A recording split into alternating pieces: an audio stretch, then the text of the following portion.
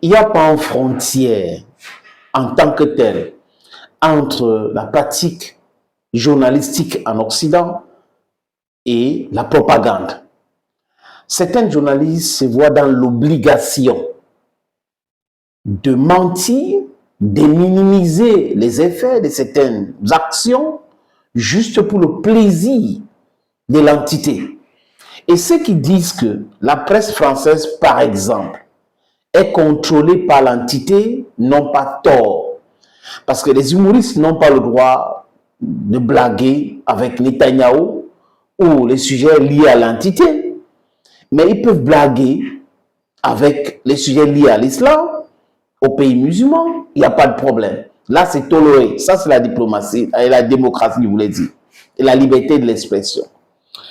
Et en France, ou en Europe, ou en Occident, je répète encore, des journalistes bien formés se voient dans l'obligation de mentir, de se transformer en propagandiste. Je ne sais pas pourquoi, mais les amis, j'ai comme l'impression que la main qui nourrit contrôle tout.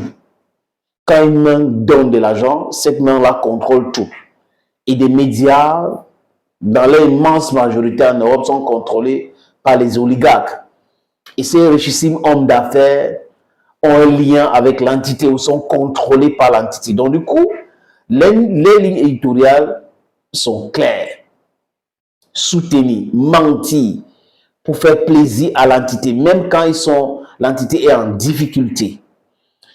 Comment se fait-il que même la presse américaine essaye de donner les bonnes informations? Des Israéliens qui sont sur la terre promise, entre guillemets, filment et donnent certaines informations. La presse publique ou la chaîne publique française, par exemple, donne la bonne information.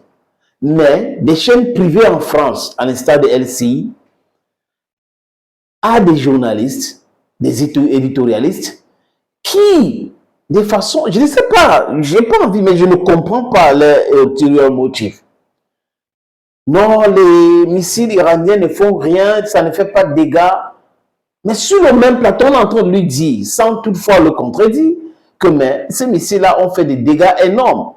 Énorme, ça dit que dès que ça arrive, là, ça terrasse et tout ça. Il dit non, non, bon, ça n'a rien fait en tant que tel, parce que vous voyez que les Israéliens se sont préparés et tout ça, toujours en train de nuancer. Mais quand ça concerne l'Iran, oui, il y a eu la destruction, les mêmes gens, il y a eu la destruction. Non, un missile, c'est un missile.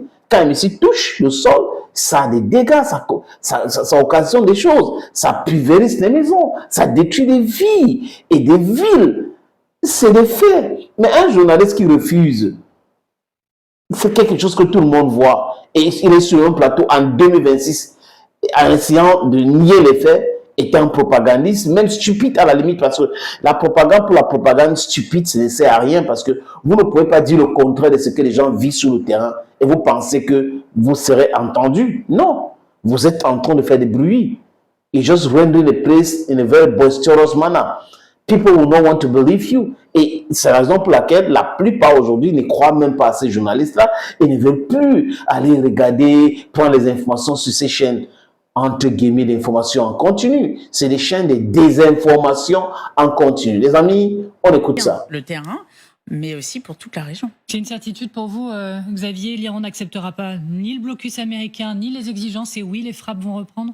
Et ces images nous le racontent? L'Iran considère qu'ils ont déjà gagné. Ils n'ont pas perdu face aux Américains, ils n'ont pas plié, donc ils ont gagné. Et ils se mettent en position de pouvoir répliquer quoi qu'il arrive. Alors le Khorram Shark 4, c'est une arme qui peut être redoutable, mais avec un range maximum de 2000 km. Et à mon avis, plutôt que de cibler Israël, je suis assez d'accord avec Elisabeth, ils vont plutôt cibler l'économie mondiale à travers les pays du Golfe. Donc évidemment, les flux pétroliers, tout ce que l'Arabie Saoudite a mis en place pour pouvoir exporter son pétrole par la mer Rouge, par exemple, continuer à frapper les installations gazières du Qatar, continuer à frapper le Koweït, les Émirats Arabes Unis, ça passerait plutôt par là. On voit d'ailleurs, quand on regarde cette guerre sur la longueur, que depuis le 28 février, en Israël, ils n'ont pas fait des dégâts phénoménaux. Il y a quelques dizaines de morts, évidemment, mais par rapport à tout ce qu'ils ont lancé, il y a peu de réussite de leurs missiles au sens strict. En revanche, la pression sur l'économie mondiale, elle est extrêmement forte, et à travers les raffineries, d'une manière générale, toutes les installations pétrolières dans le Golfe et le détroit d'Ormuz, ils savent qu'ils ont une carte extrêmement forte à jouer. Bon, arrêtons ici, les amis. On ne va pas continuer à écouter ces mensonges-là. Les Israéliens disent le contraire de ce que le monsieur est en train de dire. La presse israélienne même montre le contraire. La presse américaine montre le contraire.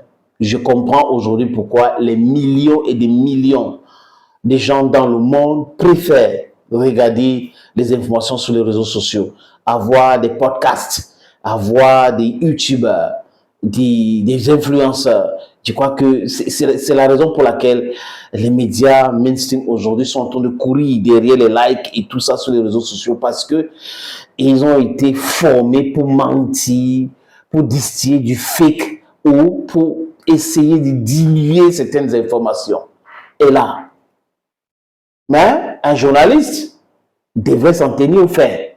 Les faits et rien que les faits. Mais un journaliste qui laisse les faits pour désinformer est un propagandiste, tout simplement. Les amis, Aaron Gomé.